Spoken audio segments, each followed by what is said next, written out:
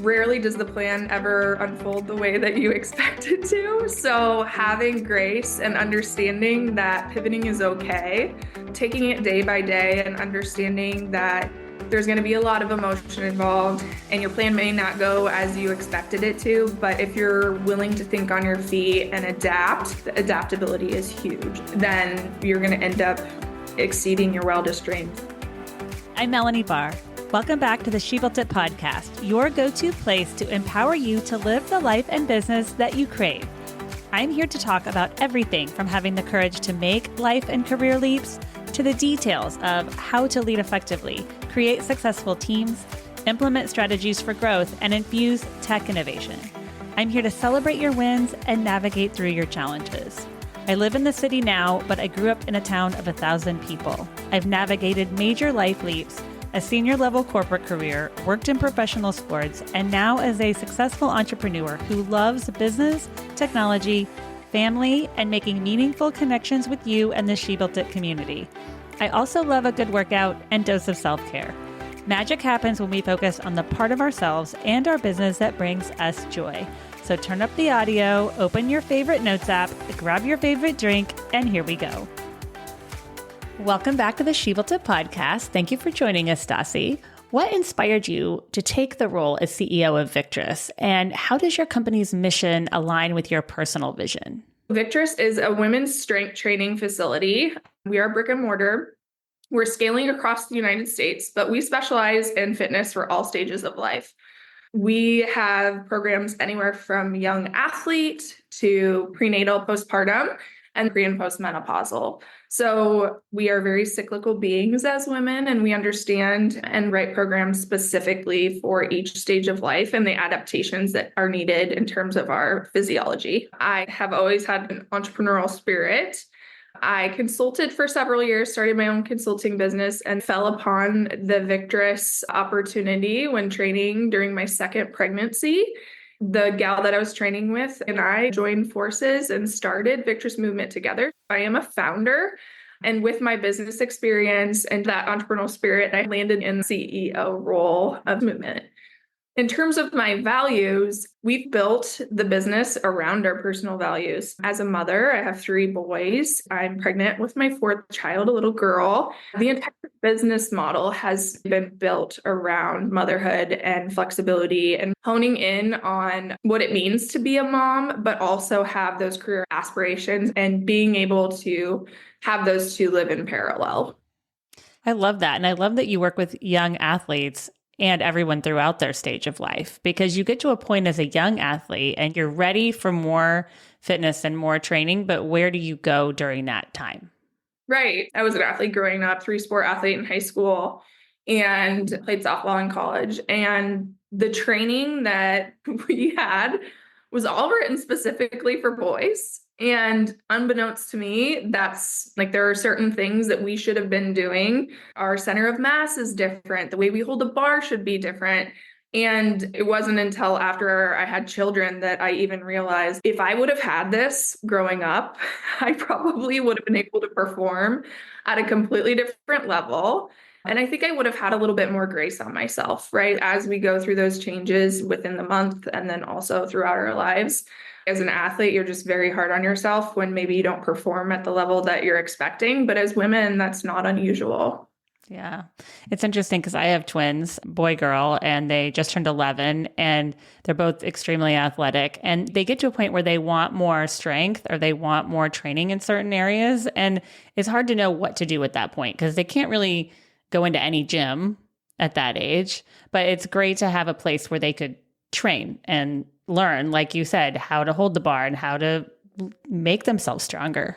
Just strength training for women in general hasn't ever really been researched up until as of late. And the majority of the research that has been out there has been written specific to men. And when they do study women, they're studying women when they are most like men. So during our follicular phase, when our hormones are at a low and we're not having those swings. But yeah, I think that kids at the same exact age, they're going to develop at different times. They're going to have different challenges based on where they're at in that process of puberty and how it's going to affect their ability to perform. It's so interesting. It's also interesting to think through the stages of life too, because I worked out and trained with a twin pregnancy as long as I could until my doctor said no more. And then afterwards, I wanted to go back to doing everything I did before, running marathons. And for me, I couldn't realistically do it because I was constantly getting a cold and then I'd be frustrated with myself. And my workouts became shorter. And I had to be okay with the fact that they're shorter, but they can still be just as impactful. But I had to go through that thought process. And it was hard because I thought, oh, my workout has to be an hour. And I finally had to tell myself it doesn't have to be an hour to get as much impact as it did before. As an entrepreneur, and when you're really busy, same with it being a mom too, like you add all of those things together, it's compounding. And your pockets of time are so short. Maybe my body could handle an hour-long workout, but I only got 30 minutes. So what can I get in 30 minutes? How can I make it the most impactful and meaningful?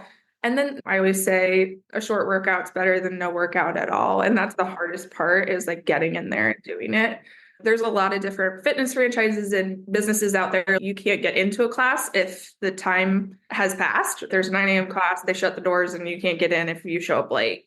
We really try to meet women where they're at. And so if they do show up 10 minutes after class started, we do allow them to come in and work out, because as a mom, our schedules are ever changing. Maybe my kid wouldn't get out of the car at drop off because he was having a meltdown. You have no idea what's going to happen in your day. And so we just try to meet the woman in front of us and just give her the opportunity. And maybe her body doesn't feel great that day and she doesn't want to lift as heavy as she normally would. And that's okay. I think understanding that a lot of us go to work out or get a workout in for the mental health aspect of it. It's not always just the physical. And that helps so much with stress too. Sometimes we're stressed just to try to get to a class, and the whole point is to de-stress. Absolutely. What unique challenges and opportunities do women face in the franchise industry? You mentioned franchising across the country, and how does Victress help address them? Yeah, when we decided to scale, we had 2 locations that we'd opened on our own. We opened in 2019 here in Lincoln, Nebraska, and then we opened a location in Elkhorn, Nebraska, which is a suburb of Omaha. A year ago in October, we had been getting a lot of inquiries on opening locations in different areas. And we talked to an attorney, and he basically was like, what you're trying to do is essentially franchising. And we're like, I don't know if that's really the route we want to go. My background is in multi-unit management. So I have managed multiple locations in a broader geographical area in terms of my career. And so we were unsure of what direction we wanted to go. The reason why I really leaned on that idea is empowering women to have that sense of ownership in something. Victress gave me, not only Victress, but my consulting business too, business ownership gave me the flexibility to be able to be a great mom and still be able to have that identity in my career and have success, which I didn't have working in corporate America. So giving other women the opportunity to step into small business ownership and providing all of the tools in order to be successful in that role was a very empowering idea for us. As we have navigated through this year, our growth pattern has changed to actually opening more of our own locations. We've had so much interest in people wanting to be involved in our mission and what we do, but it takes a very special person to own a business. That business acumen and understanding the intricacies of what it takes to run the back end of the business isn't necessarily the easiest to find. So what we've decided to do is focus on opening our own locations and getting this proof of concept and honing in on all of the tools, systems, pretty much all of the back end of our business so that we can continue to franchise in a responsible way and we're capitalized and have the means to be able to support our franchisees in the way that we want to. Setting up the back end in the right way and the way that you want to takes so much time, but you can always franchise in the future. We're very culture-based and people-based. That is hard to replicate from community to community. Yeah, there's going to be differences. And we do have a few franchises. And what we've found is they are able to take our product and inject it into their community, but it's really helping them build their team. And in franchising, unfortunately, you can't treat their employees as your employees. So teaching the culture and teaching them how to train the culture is very difficult. So honing in on that and honing in on the persona of who the best franchisee is and who the best head coach is and who the best manager is. Those are all integral parts of being successful. And like you said, over time, we will continue to franchise, and we are a franchisor. We did all the legal paperwork. So on paper, it's there. And I wouldn't turn down the perfect person if they came to me today. We're going to be super picky about it. Mentorship is a key part of your mission. What advice do you give women striving to become leaders in their field? Having a plan is really important if you're going into leadership, but rarely does the plan ever unfold the way that you expect it to. So having grace and understanding that pivoting is okay. I just explained a pretty significant pivot in our business, right? Taking it day by day and understanding that there's going to be a lot of emotion involved and your plan may not go as you expected it to. But if you're willing to think on your feet and adapt, the adaptability is huge. Then you're going to end up exceeding your wildest dreams. As long as you're willing to work at it and make those changes. If you're not changing, you're choosing. I love that quote. If we see a consistent problem happening over and over and over again, maybe it's an employee. If you're not doing something about it and you're not making a change, you're only doing yourself and your team a disservice. So that would be my advice. So true. I love that quote. Yeah. What does it mean to you to be a change agent? And how do you inspire others to embrace change in their own journeys? A lot of people are by nature change averse. They feel like change is going to create more difficulty or challenge in their life, but it's usually the opposite. I like to focus on empowering, whether it's an employee, a member, whoever the person is in front of me, that I'm giving them the direction and empowerment that, yes, this change might be very scary because there is so much unknown, but having faith in the higher power and understanding that you are meant to make this decision. You have all of the training, you have all of the capabilities, and understanding that your strengths will carry you through in those types of situations. And then also thought leadership. I'm a huge advocate for just being outspoken and speaking truth into people. And so giving them as much concise feedback as I possibly can to help guide them in those decisions. I really do believe leading by example is really important. Mentoring and always having an open door and allowing people to come to you for questions is really important when it comes to change. That's so true. And developing key team members too, in that way. It empowers them so much when you say, I'm here to support you. Oh, absolutely. We use the word empower and advocate all the time in terms of building our culture. And one question I always ask my team members when we have our follow-up evaluations and one-on-ones is, are you finding joy in what you're doing? Is there anything in your day that you don't enjoy doing? Because we can always shift and pass off responsibility. It might fit their skill set, but they may just absolutely hate doing that specific task, or maybe it's not really in their set of values, and that's okay. They may not even be a good fit. And I think having those open conversations consistently really helps people. It helps them understand, like, I do provide a lot of value, but I also really need to enjoy what I'm doing.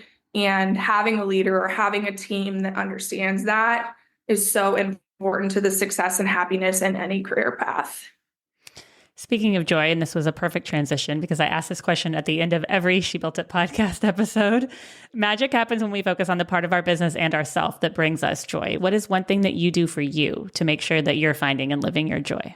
I love to lift weights. It's the thing that I do for my mental health, the thing that I do just for myself, that nobody else can take away from me. I'm very clear-headed when I'm able to get strong, and it is such an empowering feeling putting a bunch of weight on a bar and being able to do incredible things with my body in all stages of life. I was able to lift. The most weight I've ever lifted was when I was pregnant with my last child. It's such a special experience. It's something nobody could take away from me. Yeah, it's so true. And as a mom, I've fallen in love with 5-minute meditation and 20-minute weight segments because you can get so much in 20 minutes. Oh, absolutely. It's the afterburn is real when it comes to weight training. Thank you so much for joining us today. Can you share with us how and where we can find you and Victress? Yeah, so the best way to find Victress is at victressmbmt.com. That's our website, or on Instagram at victressmbmt. My name is Stasi Grenfell on Instagram at Stasi Grenfell. Thank you for joining us today. I'd love to hear from you. Reach out to me at hello@shebuiltit.com, on our She Built It website, or at She Built It on social. Thank you to my editor, Rich Streffolino, who always makes us sound good. Until next time, let nothing stop you from experiencing the life and business that you crave.